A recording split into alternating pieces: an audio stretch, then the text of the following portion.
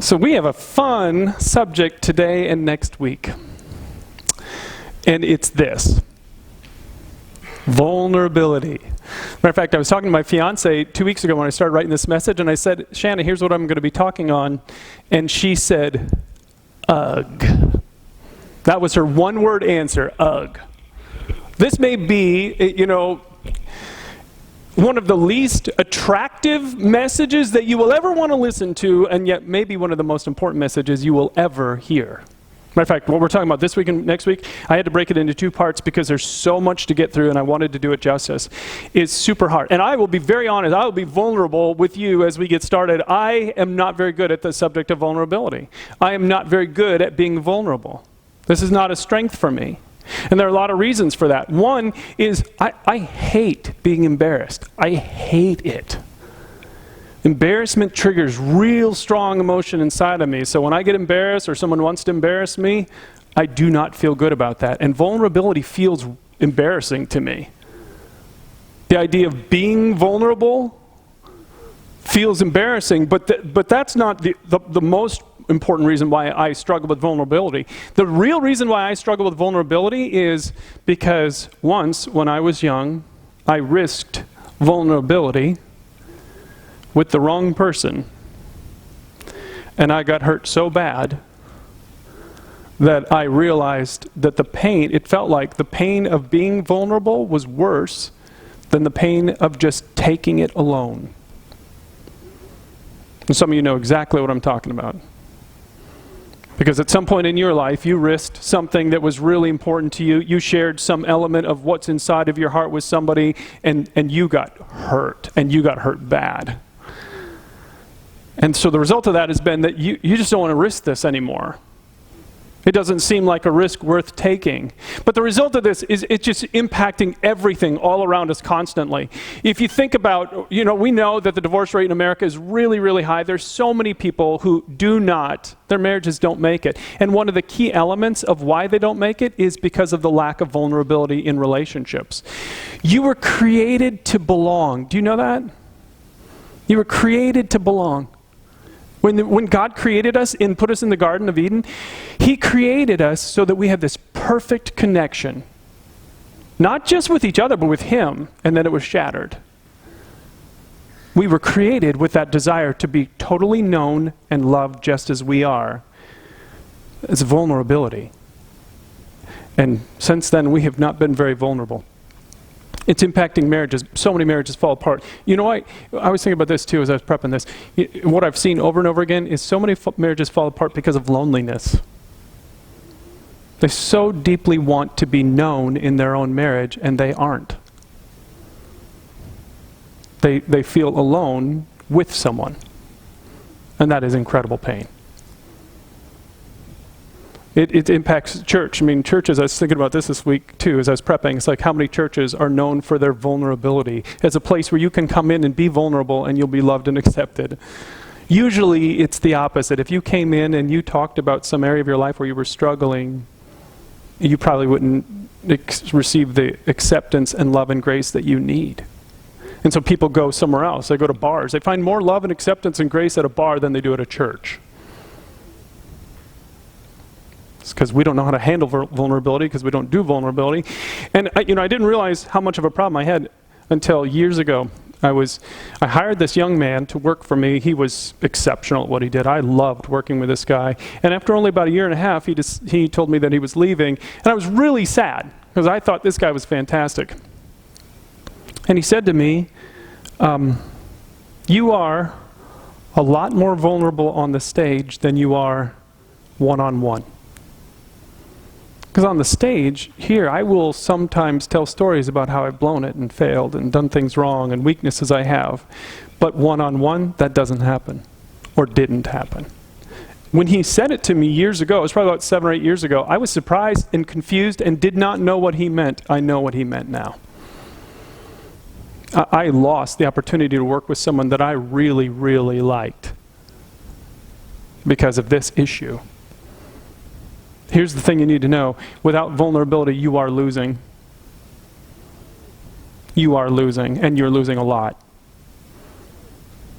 And you may not even understand the full total of what you're losing. And hopefully what we'll talk about in this series is how to correct that. Because we're in this series called Winning the Game of Life, not losing it. You cannot win the game of life without vulnerability. You can't. You can be in the game of life. You can have your piece on the board, but you can't win without vulnerability. And so what we're going to talk about is how to develop this skill of vulnerability, and I call it a skill. I think you'll understand why by the end of this week's message and next week. So I want to ask you to open up your program, and inside you'll find these notes. Can I ask you all to take your notes out? Grab a pen as we go through this today. There are some really important things to talk about. This is so important. Like I said, I originally had thought I could do it in one message, but I made the decision to split this into 2 weeks. So that's how important I think it is, how much time I think we need to give to it. So this is only going to be part 1. While you're getting notes out here, welcome to those of you who are watching on YouTube, at our YouTube channel, and welcome to those of you who are watching on our website at penuelchurchlife.com. So glad that you've decided to watch today too. I hope that you find this really to be challenging and meaningful for you. So let's get right into this. 3 things we're going to talk about today. The first thing, if you're going to actually develop the skill of vulnerability, you have to actually start to value it. And most people don't value it. I mean, how many of you spent any time recently thinking, you know, I wish I was more of a vulnerable person? Have you ever had the thought in your life? I never had. Most of my life I lived without ever thinking those words, but I think it now. So something has to change in our minds so that we know that this is really valuable and something we should be pursuing. Matter of fact, here's what I read. This one guy was blogging about his vulnerability. He said this, he was my age. He said, like many people in my generation, I was raised with the idea that vulnerability was a weakness. How many of you think that? Or have at some point in your life thought that? It's not a strength, it's a weakness. He said, I believed showing vulnerability was something to be avoided. And many of us were taught that if we were ever feeling vulnerable, it was best for us to do everything possible to hide this from others. Many of you were raised like I was raised, like that man was raised, to believe that. This is weakness, it's to be avoided. If you feel vulnerable, put up the wall. Because it's a weakness, and it's actually quite the opposite. It is courageous. And when you look online, you can get more confused about vulnerability. I never do this, but I just decided this week to look up what is the definition of vulnerability. I've never done it before. Here's what the definition is. It's susceptible to physical or emotional attack or harm. How many of you want that? It's like, yep, sign me up. I want more vulnerability. I want to be more susceptible to harm. That's what I want. Are you kidding me? None of you are sitting here going, yeah, I want that. That sounds great. So why am I even talking about this? Let me show you what, I'm going to quote 2 people throughout this week's message and next week's constantly. Brene Brown and Patrick Lencioni. They are both writers who study and talk about vulnerability constantly. Brene Brown, you can go on, if you have Netflix, go watch Brene Brown's video on vulnerability this week. It will blow you away. She is a researcher at the University of Houston. She teaches at the graduate level, and she studies shame and vulnerability. And you will be amazed what you learn from this woman. So she studies this constantly. Expert in this field. Here's how she defines it. It's the courage to show up when you can't control the outcome. And you show up with the real you. By that definition, are you vulnerable? Think about what it means to show up with the real you. It means that you say, this is what I believe about that. Now, can you control the outcome about how they're going to respond when you tell them what you believe, what your opinion is? Some of you never share your opinion. Here's what I really feel about what just happened last night. Here's what I really feel about it. Here's what I think. Here's what I value. Here are my interests. It's the real you, and you bring the real you into your relationships, at work, in your marriage, in your home, in your friendships. You don't pretend. You get to be the authentic you that God made you to be. Because you're able to do it with the courage of doing it when you can't control the outcome. And that's the scary part, right? That's why we wear masks, is because we've tried that in the past and we got really hurt, and so now we're not going to let that out anymore. Because we can't control the outcome. And we're so scared of the outcome. So that's what vulnerability is. So I wanted to give you some examples of things that are vulnerable. Because the reality is, here's what you need to switch in your mind. Vulnerability isn't weakness. It is an amazing demonstration of courage. It is only the bravest among us are vulnerable. We need to redefine this. Because you think about what it takes to be vulnerable, and you think about the courage. For instance, sharing an unpopular opinion. I almost didn't put this up here because I don't like how we do it most of the time. We do it on social media, right? And that takes no courage. None. I actually don't like that. And so I didn't want you to think of that. I'm talking, you're in a relationship, you and your spouse are heated up, and you have an opinion that's different from theirs. Take any courage to say it in that moment? You disagree with your mom or dad, and they're pressuring you to make a decision, and you have a different opinion. Does it take any courage to say it in that moment? Your friends want you to do something that you don't want to do, or you don't agree with them doing, or one of your kids, and you have a different opinion, right? It takes courage to do this. Tremendous courage. Vulnerability isn't weakness, it's bravery. Standing up for yourself. Do you remember the first time you stood up to your mom or dad? Did it take any courage to do that? Some of you still haven't. You haven't hit that point yet. Right? It's hard. It takes tremendous courage. And it's vulnerable, right? You say, no. I know that's what you like. This is what I like. Whoa. That's vulnerable and courageous, right? Accepting a promotion when you're afraid, not of failing, of succeeding. You know how common we are so afraid of success in this world. We don't risk things because we're not just afraid of failing, we're also afraid of what will happen if I succeed because we're instantly thinking about how it could be taken away from us. So interesting how we do this. And a lot of people are afraid of this. Going to see a counselor, does that take any courage? Any courage to say, I need help? You know how many people I have conversations with who know that they need to go, but they have the stigma attached to it, so they're like, I'm not going. Now, I've been going to a counselor for a year and a half, 3 times a week, 3 times a week, 3 times a month. Yeah, I probably need 3 times a week. 3 times a month on average for a year and a half. So I have no stigma. I don't care what you think about me. That's okay. I need it. I probably should be going 3 times a week. But that's not, to my experience of having done this now for a year and a half, that's not where the real courage is. The real courage is the second part of that. Because you can sit with a counselor and just talk, and never make any progress and never see any healing until you do the second part. That's the real vulnerability. Is to say to the counselor, you want me to tell you what I really think? This is what I really, and you bring the real you into the room.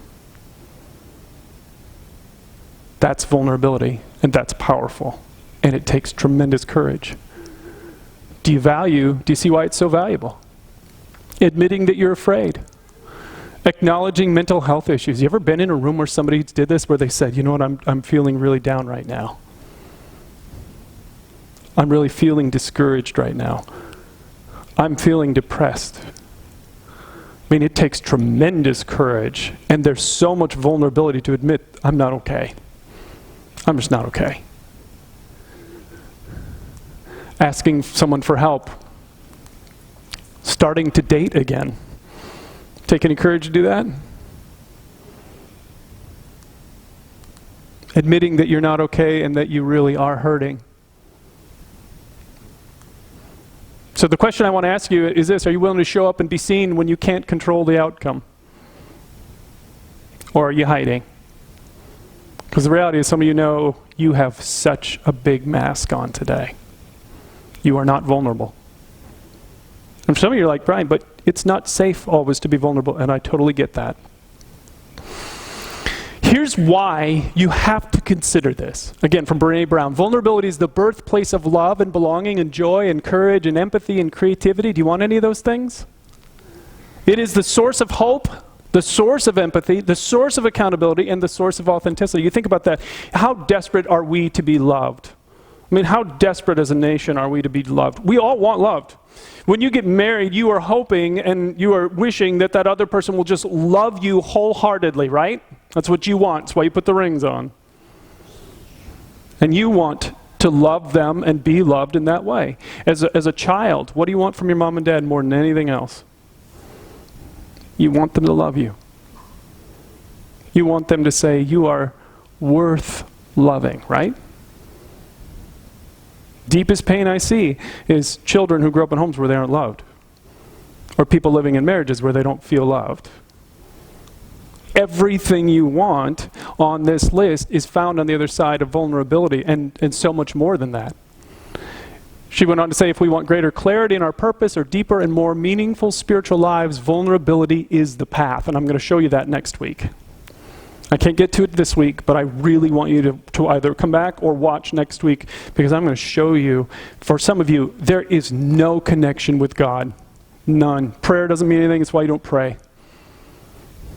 And the deepest problem for many, many, many Christians is there's no vulnerability with God.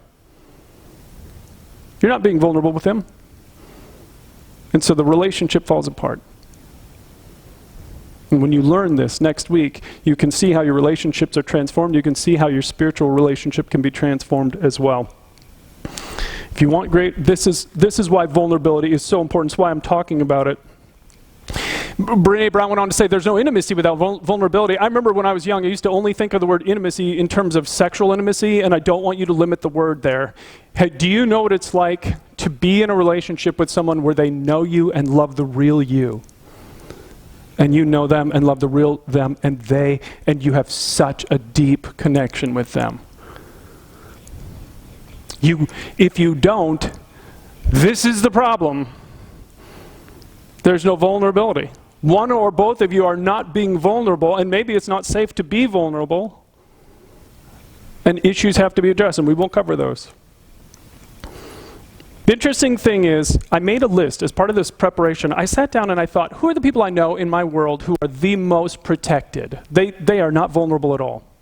I made my little list here, and as the list got longer, I got sadder, because when I look at the lives of these people, they're shipwrecked. Many of them are divorced, some multiple times. Many of them are not successful in their careers. Many of them have lost jobs over and over and over and over again. Many of them live with 0 close friends or intimate connections. Their lives are so sad, because right now at this point in their life, they lack the courage to be vulnerable. And maybe they don't even know that this is the issue. Now, I know that there's a lot of skepticism on this, because I read online, and I know that some people are like, come on, Brian, you're at a church, you're talking about God, why aren't we talking about God stuff? You're talking about Brene Brown and Patrick Lencioni and vulnerability. It's like, what does all this have to do with Christianity? Right. Because the Bible doesn't have anything to say about vulnerability. Do you know what the Bible says about vulnerability? Do you know how vulnerable you are supposed to be if you follow Jesus and attend a church? Look at what He says. Therefore, confess your sins to each other and pray for each other so that you may be healed. Now, I want to ask you, when was the last time you sat down with someone who loves Jesus and said, I just want you to know this is who I really am, and this is what I've done in my life, and you held nothing back? Have you ever done that? Is there anyone who in your life right now who knows the things that you're ashamed of and that you've kept hidden from everyone else? We're going to do it right now. I want you to turn. No, just kidding. Just kidding. No, we're not. Nope, nope, nope, nope. One of the least obeyed commands in the Bible, though, right? It's a command, and we don't do it. It is commanded vulnerability. And it says that you will be healed. What does that mean? Well, let me give you an example. Years ago, I was reading a book by Dr. Henry Cloud. It's a book called How People Grow. Fascinating book. And he told a story that, I don't know, sometimes when I'm reading, certain things just get stuck in my mind. Like, I cannot forget it. I cannot forget the story of Gary from this book. Gary was a young man who was single. He attended a life group, and all the other people in the group were couples. He'd been attending this life group that was part of his church for a long, long time. He really loved these people. He was close to them. And one night, he was sitting in a group was getting started, and he said this. He said, I don't know how to do this. And he began to weep uncontrollably. He could not stop crying. And everyone's like, what's wrong with Gary? And they're all sitting there watching this happen, and they had to wait till he regained his composure. And he said this, I need to confess something to you. And after I tell you, I want you I want to ask you a favor. Would you tell me what you feel toward me? I'd like to know, even if it's not possible. They said, we all nodded, and Gary began. He told a story about how he, a single man, had recently ended an affair with a married woman. He had been having this relationship while he was attending church, while he was attending this life group in his church, and he had been so scared to bring it up. He finally ended the relationship because he was so convicted and because he felt such a block between him and these people that he really loved, that he considered them like his spiritual family. So he finished his confession. They said we were all quiet for a while, and then one by one people began to say things like this to him. I feel closer to you now than before we talked. I know that must have been really hard for you. You're okay with me. How can we help you? One man said, I've had a similar struggle. One said, how could we have made it safer for you to talk? And Gary was overwhelmed by the love and acceptance in the room. He took the tremendous risk to be vulnerable with the right people, and it changed his whole life. That night became a turning point, and not just for Gary. His life changed. They helped him get into counseling. He dealt with the issues that allowed him to make this kind of decision, made things right. Today he's married. He's happily married, has kids, but his life group changed too, because when they saw that it was safe for Gary to do this, it made them want to do it. And all of a sudden, their relationships, both with each other and God, went to a whole new level because it was no more fake.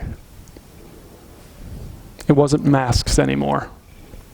And look at what it says at the end of this verse. What does it say? If you do this, if you get to this point of vulnerability, what will happen to you? You'll be healed. We often just think of healing as only physical, but what if the healing in this verse is emotional? What if the pain that you've carried since you were a child is healed in this vulnerability? Do you see why you need to value this? Do you see why this is so important? It's not weakness, it is tremendous courage, and God says it's really the key to your life. So that's the first thing, is you need to reshift your value on this, and you need to think about how you value it. And then the second thing is we need to find our worthiness and our security in God. We need to find our worthiness and our security in God before we really start doing this, because I don't want you just to run out and start being vulnerable with everybody. The very first thing you got to do next is find your worthiness and your security in God.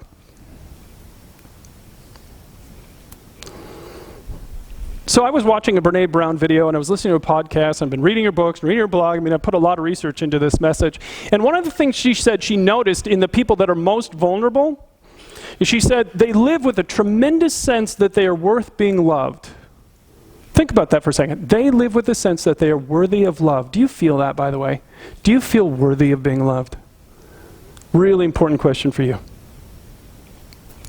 She said this. This is what they say. I'm screwing things up and I'm imperfect and I'm afraid, but I'm still worthy of love. And I'm worthy of belonging. Is that how you feel? What does the real you say? Not the fake you, not what you'd tell me or some other stranger. What does the deepest part of you say in reaction to that quote? Do you feel worthy of being loved? Just as you are, do you feel worth belonging? Because if you don't, then you won't be vulnerable. You'll keep it safe and you'll keep things back because you think that if they see the real you, they won't love you and you won't belong anyway. Do you see why that's important? So critical that you get this. She went on to say, Brene went on to say, she calls it wholehearted living. It's about engaging our lives from this place of worthiness. Do you get the idea of wholehearted? It's like I don't have to be fake anymore. I can just be the real me regardless of the outcome of being the real me. It's wholehearted living. And if you start thinking about this and start entertaining this idea, you will find that there's a part of you that desperately wants this. Wants to just be known. Not to have to wear a mask, not to have to pretend to be something you are, like something you don't. You can just be you. It's what we want. And she says it comes from this place of worthiness. She said these people wake up every morning and they say, no matter what gets done and how much is left undone by the end of the day, I'm enough. I'm enough. And she said at the end of the night, no matter how much they've gotten done, they say, yep, I'm imperfect and vulnerable and sometimes afraid, but that doesn't change the truth that I'm also brave and worthy of love and belonging. I love that. What if every night before you went to bed, you laid down on your pillow and said that? You know what? I'm worthy of love. I'm worthy to be loved just as I am, and I'm worth belonging. I'm worth other people's time. What a contrary message to our world, right? Because so many people will communicate to you that you are not worth loving and you don't belong. Horrible messages. So painful. So where does this come from? Where does this sense of worthiness of love come from? Well, I read years ago that your sense of worth comes from what you believe the most important person in your life thinks about you. So you need to answer this question. Who is the most important person in your life? For some of you, it's your mom or dad, and they may not even be alive anymore. Or another relative that was the powerful person in your family. Could be a sibling, could be an aunt, uncle, a grandma, grandpa. Whoever it is that's the most important to you. It could be a spouse, it could be an ex-spouse. Could be a boyfriend or girlfriend. Whoever is, could be your classmates in school. Whoever was most important to you, their voice is the loudest in your head. Your worth is determined by what you believe the most important person in the world thinks about you. So that's why I, for years and years and years, said, if that's true, we need to shift so that God is number one. You have to learn how to put God in the center part of your life at the top spot. To seek His kingdom, His righteousness, and He'll give you everything you need. Because then what He says about you matters most. And isn't it true right now, there are a lot of people in this world, I don't care what you do for a living, I don't care, there are people who don't like you, and people will say things about you that are not kind, and they don't want you to belong, and they don't want you around, and they don't love you. Right? So we face tremendous rejection in this world, but never, never, never with God. And so when He's in the top spot, then He gives you the ability to withstand rejection, to live with a sense of worthiness, of belonging, and love. So this is how it changed my whole life. I've told you again and again and again, when you are in deep emotional pain, there's one book of the Bible that you have to go to. You grab your Bible, you flip to the middle, the biggest book, it's called the book of Psalms. And you just read until God speaks to you from that book, and He will. He always, always, always does. It's not that He isn't willing to communicate with you, it's that we just don't do it. I'll show you how this just saved me. Talk about not feeling worthy of love and not feeling like I belong. 2016, many of you know, I got divorced and I quit my job. I was the pastor of this big church. You don't get to do that when you're a pastor. You don't get to be divorced. You can do a lot of things wrong, but you can't do that. And the onslaught of comments that came after that was just horrific. The things that I endured, the things that were said to me, the things that were done, it was just overwhelming. Very few people came to me. Matter of fact, I can't think of anybody who came to me and said, "What's going on?" I shouldn't say that. There's probably 2 or 3 that I can think of that did. But the vast majority just made their judgments and got mad at me and were angry at me and said and did awful things. It's like, listen, that is so excruciating. I got the message that you are not lovable, and you don't belong. To this day, years later, if I meet certain people in Walmart, I get a disgusted look or I get ignored, and the message is, you still don't belong, and you are not worthy of anybody's love. That's the world we live in. That is the world we live in. And that's, by the way, the church. I wish it wasn't. I wish I could tell you the church wasn't that way. That is the church. It's why we work so hard not to be that church. But I made it. And I made it because I practice what I preach. Every morning I would sit in my chair with my Bible and reading in the book of Psalms, and again I read verses just like this. The eyes of the Lord are on those who fear Him, on those whose hope is in His, what kind of love? Unfailing. Look at this. His unfailing love. Do you know what it's like in the middle of a life where so many people's love for you fails? My dad hasn't talked to me for 4 years now. For 4 years, my dad has not talked to me. I am not welcome around my family, around my father. in the context of so much failing love. Do you know what it's like to know and to hear again and again in the book of Psalms that the love that God has for you is unfailing? All of a sudden, my sense of worth isn't dependent on what my dad thinks about me. And it's not dependent upon what so many of my friends think about me. It comes from what God thinks about me. And God says, I just love you. And God says to me, I love you, Brian, with an unfailing love. You will never, ever, ever stop being loved by me. On top of that, you belong with me. You may not belong anywhere else on this planet, but you belong with me. And I want you. I don't care what anyone else says. I want you. And that just saved me. It absolutely saved me.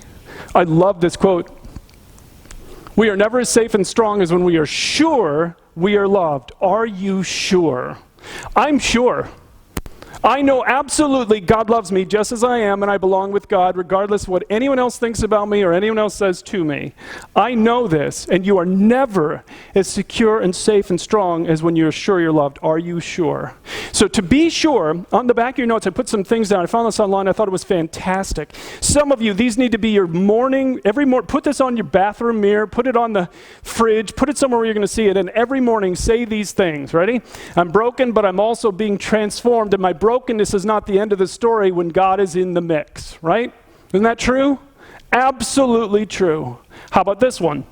I am weak, but God delights in me nonetheless. He is famous for showing his power through frail vessels like me. Isn't that true?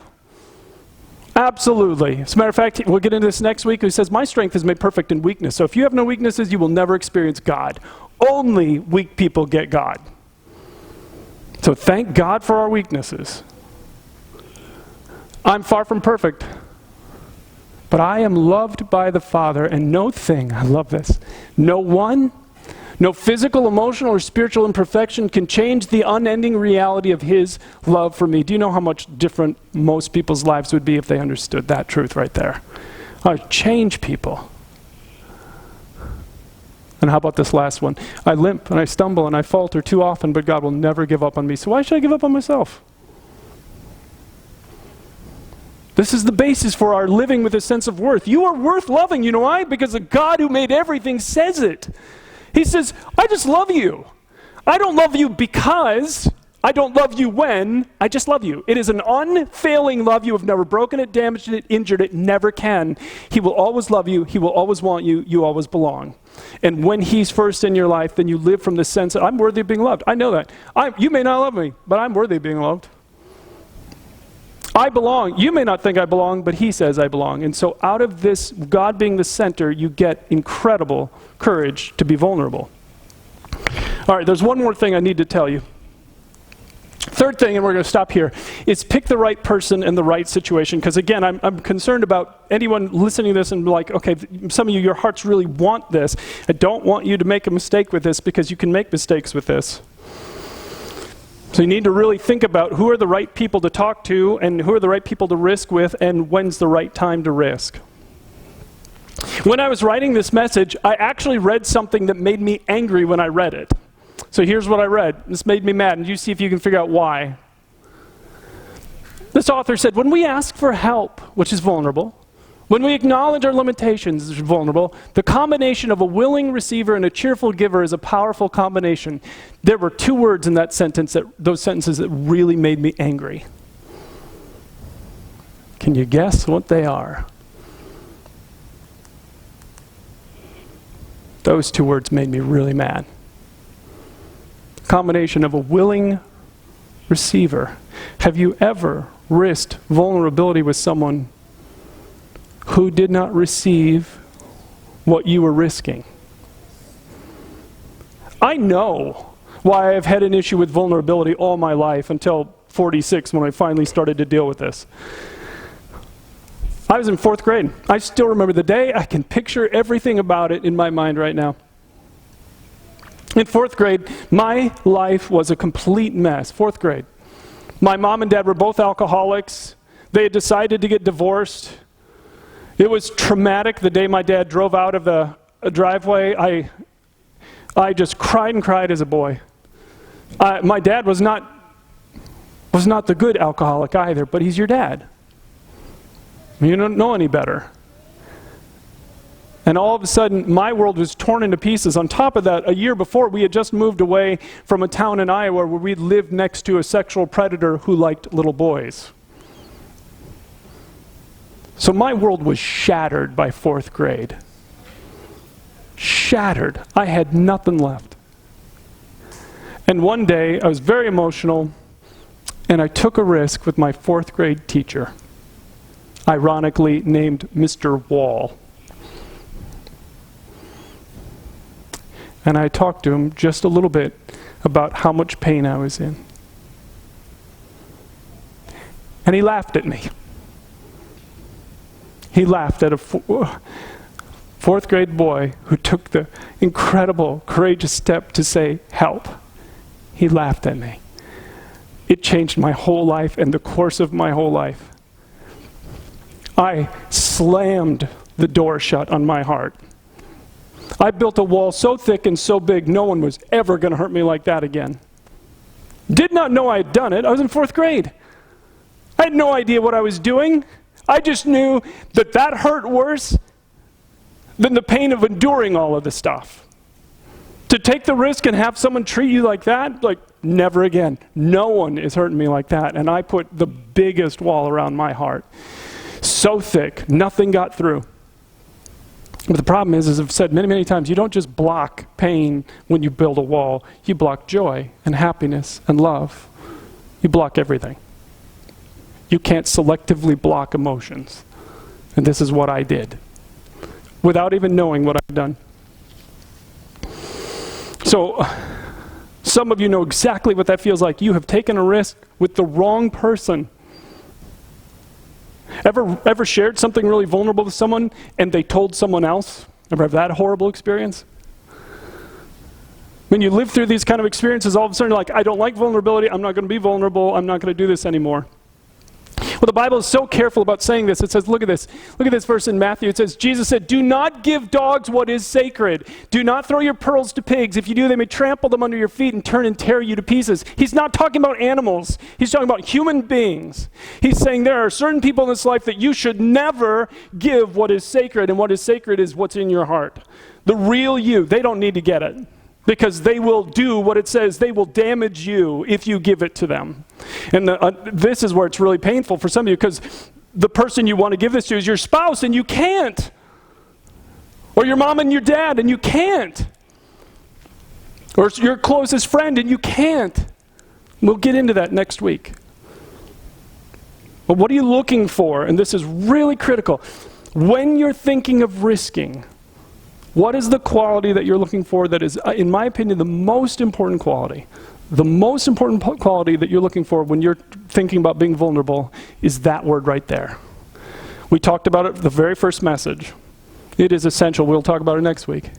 They have to be able to listen to what you say when you put that wall down a little bit. What I needed my 4th grade teacher to do is say, you know what, I bet that is so painful for you, right? That's what I needed.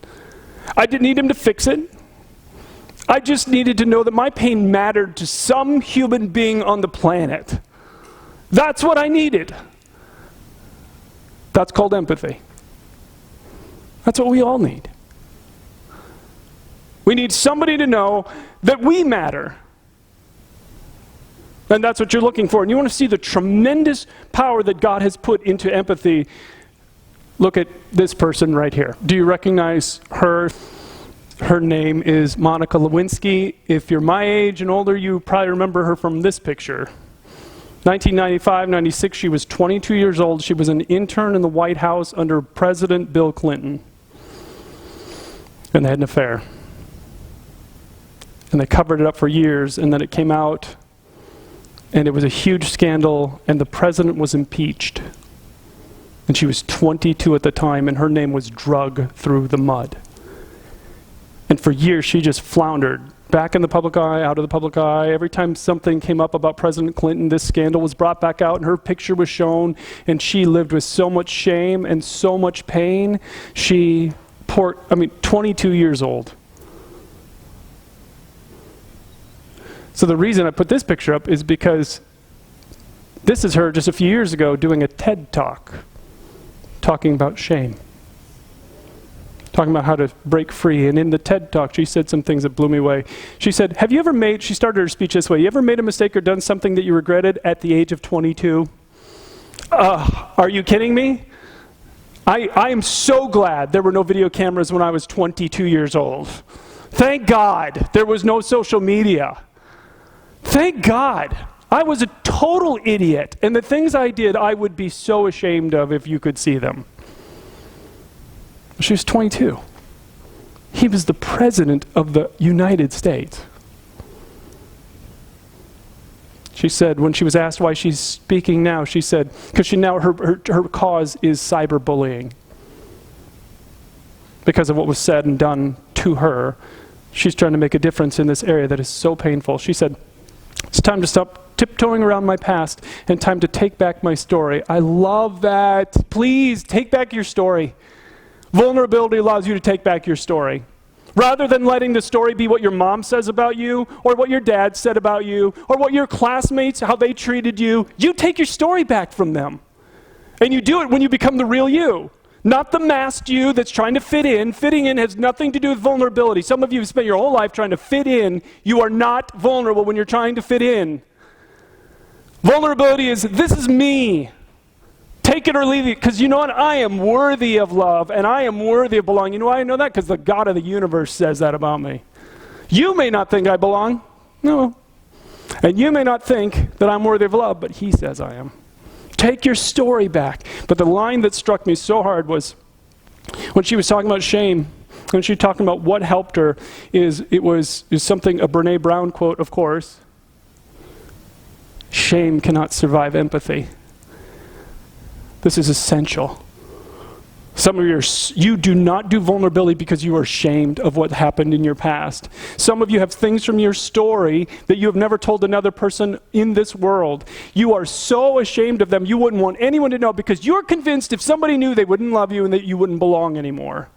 You need to know this. You are only as sick as your secrets. Did you know that?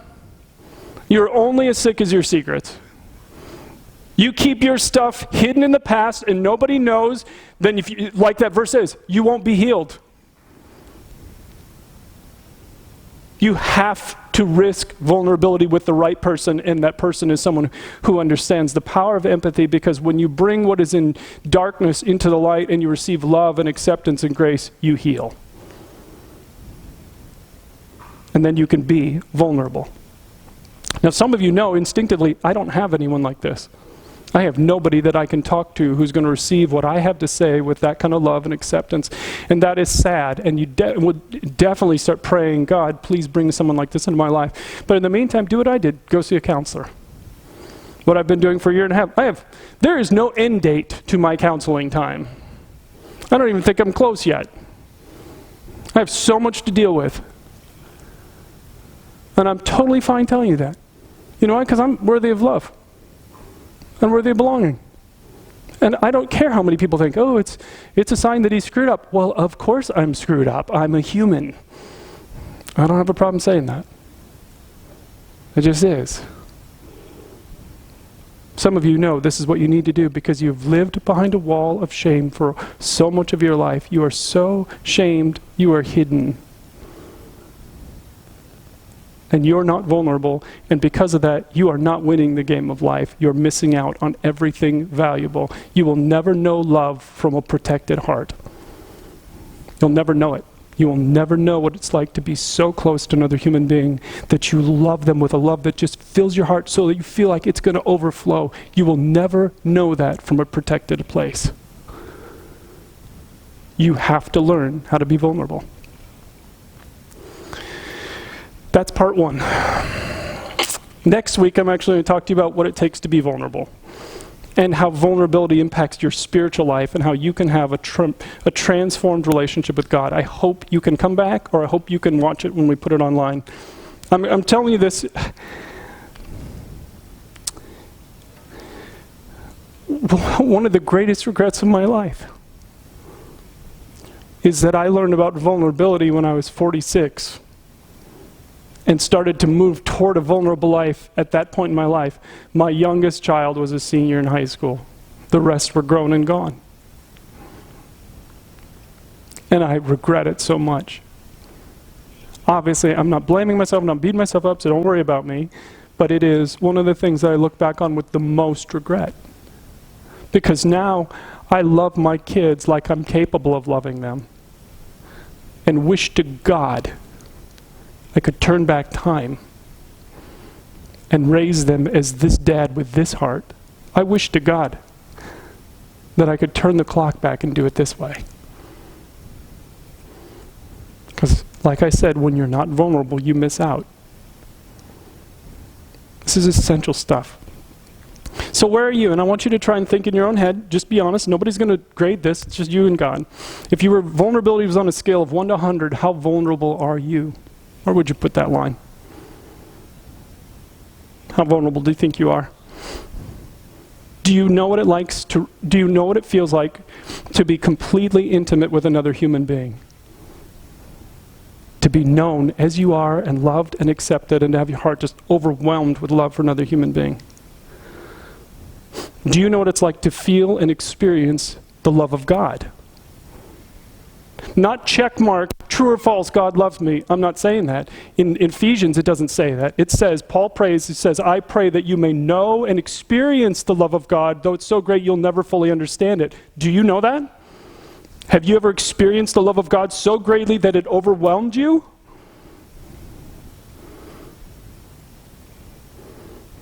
If not, then we're going to talk more about this next week. Some of you are just exploring your faith here with us or online. This takes risk and courage to do this, and God models it. I mean, think about it. Think about the vulnerability it took for God, who loves us, to give us free will. Do you know what free will means? Free will means I can say to God, forget you. And he just loves us. You all know what it's like to love someone and have them reject you. Every one of you knows what that's like. Imagine what it's like for a God of love to take this tremendous risk with all of us to say, I love you so much, I'm going to give you the choice to either choose to love me or walk away. And then to prove his love by giving us his only son, to send his son into the world to rescue us from all the unloving things we've brought into this world. The risk that was. Knowing that so many would say, I don't care what Jesus did on the cross. It just doesn't matter to me. Or why he even came. But the reality is, he came because he wants you in a relationship with him. Here's the thing. You belong with God, and if you'll let him through Jesus, he will put you in his family. He could do it right now. Let me have you bow your heads. The reason Jesus died on that cross was so that the unloving things we could do, or we have done, would be paid for. Jesus paid in our place because you matter that much to God. He let his only son die for you, and he wants you so desperately in a relationship with him that he would do anything to have that relationship with you, even let his son go to the cross for you, because you matter that much for him. And if you will allow him, he will forgive you and put you in his family and begin this new love connection with you. And if you want that, with your head bowed, you can say something like this in your heart to him. Say, Jesus, I don't understand all this yet, but with the faith I have, I'm turning to you today. Please forgive me. I want to know you. And I want to experience your indescribable love for me. I want to belong to you. In Jesus' name, amen. Now, as we finish up today, can I ask you just to open up your program, and inside you'll find this little card. Can you just take a moment and do this? Even if you're a regular tender, we ask you to do it. If you're watching online, you can go to our website at penuelchurchlife.com, and there's a little box, little tab at the top that says contact us, and you can let us know about this. But there's a box here on your card that says, I've asked Jesus to forgive me. If you prayed that prayer today, check the box, or online again, just let us know. Say that you prayed that prayer, and then we'll send you some follow-up stuff in the mail. Then drop this card in one of the 2 offering boxes back on the back wall where you came in. Thanks so much for coming. We hope that you can join us next week as we continue this really important series.